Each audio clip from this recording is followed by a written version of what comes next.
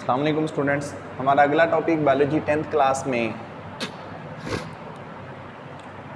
Chemical coordination का है। Chemical coordination, इस केमिकल कोऑर्डिनेशन में हम बात कर रहे थे चंद एक ग्लैंड्स की। तो हमारे पास जो अगला ग्लैंड है वो थायराइड ग्लैंड है। थायराइड ग्लैंड बेसिकली तौर पर ये एक लार्जेस्ट एंडोक्राइन ग्लैंड है। एंडोक्राइन इसलिए कहते हैं क्योंकि ये डक्टलेस होता है, इसकी खुद की कोई नाली नहीं होती।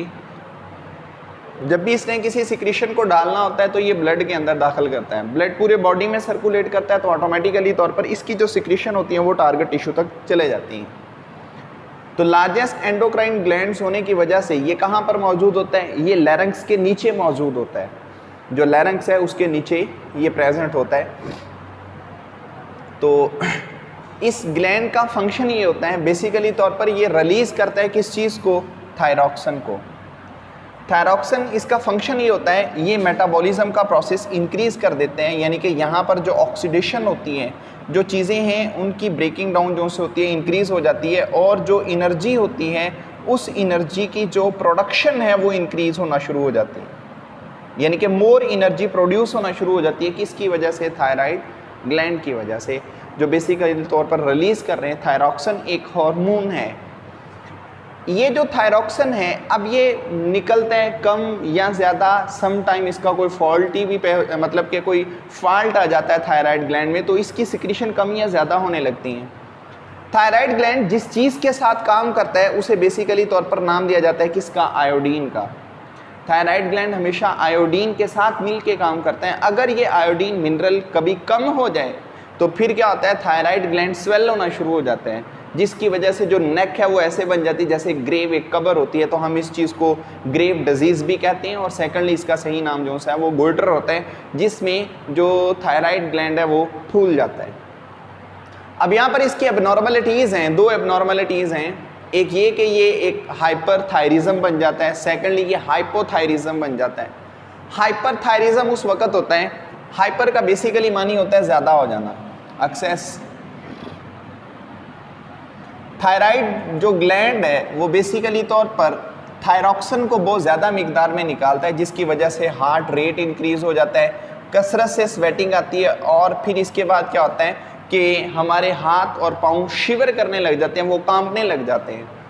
अगर यही वाली सिचुएशन लीड करती रही तो हार्ट जो सा होता है वो सम टाइम क्या होता है? फेल हो जाता है, जिसे हम हार्ट फेलियर कहते हैं। फिर इसके बाद दूसरी चीज़ है जिसे हम हाइपोथायरिज्म कहते हैं। हाइपो का बेसिकली मानी होता है लो। यहाँ पर जो थायराइड ग्लैंड है वो बेसिकली तौर पर लो कंसंट्रेशन में पैदा कर रहा है किस चीज़ को? थायरॉक्सिन को। जब ये लो मिकदार में थायरॉक्सिन को पैदा करता है, फिर वो जो हार्ट रेट होता है वो अपनी नॉर्मल जो उसकी लिमिट होती है वो उससे भी नीचे आके वर्क करने लग जाते हैं, जिसकी वजह से फिर क्या होता है? हार्ट रेट स्लो हो जाता है। स्लो हार्ट रेट की बुनियाद पर हार्ट अटैक भी हो सकता है। ठीक है। इसके बाद ये थायराइड ग्लैंड सिर्फ यही नहीं कि ये थायरॉक्सिन को रिलीज करता है, पहला हार्मोन जो ये रिलीज कर रहा है वो थायरॉक्सिन होता है। सेकेंडली तौर पर जो सेकेंड एक हार्मोन है वो कैल्सिटोनिन होता है, जो बेसिकली तौर पर थायराइड ग्लैंड से प्रोड्यूस हो रहा होता है। ठीक है। तो पहला थायरॉक्सिन है जो मैंने हमें आपको बता दिया। कैल्सिटोनिन इसका फंक्शन ये है, कैल्सिटोनिन जो सा होता है ना, ये ब्लड के अंदर कैल्शियम के लेवल को कम करता है।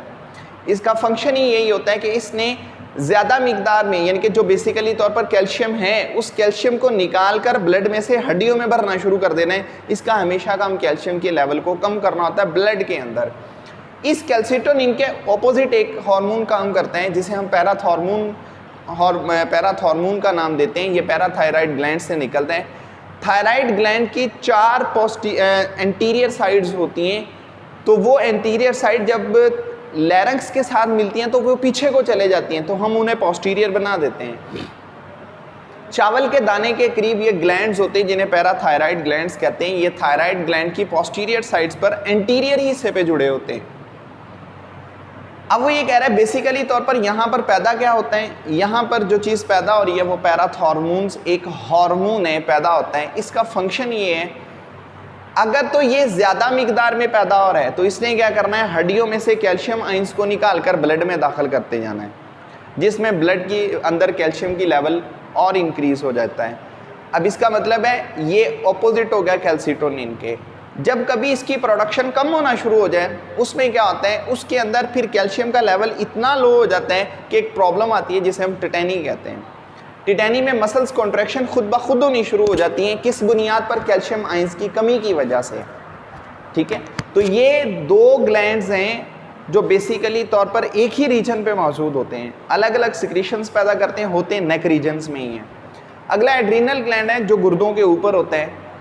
एड्रीनल ग्लैंड्स बेसिकली तौर पर किडनी के ऊपर होता है, किडनी के साथ नहीं जुड़ा हुआ होता। एड्रीनल ग्लैंड इसकी दो सतह होती हैं, आउटर कॉर्टेक्स कहलाता है, इनर मेडुला कहलाता है। जो कॉर्टेक्स होता है वहाँ से बहुत सारे हार्मोन्स पैदा होते हैं, कॉर्टिकोस्टेरॉइड हार्मोन्स कहते हैं, जो मिनरल्स को मतलब जो वाटर आइंस होते हैं, साल्ट होते हैं, पानी होता है, उसको बैलेंस करने में वो हेल्प करते हैं। जबकि जो उसका दूसरा हिस्सा होता है जिसे हम मेडुला कहते हैं, वहाँ से दो हार्मोन्स की प्रोडक्शन होती है, एक को एपिनेफ्रॉन कहते हैं, दूसरे को नॉर एपिनेफ्रॉन कहते हैं। दोनों हार्मोन्स का फंक्शन यही होता है कि वो हमें इमरजेंसी सिचुएशन में निपटने के लिए बॉडी को प्रिपेयर करते हैं।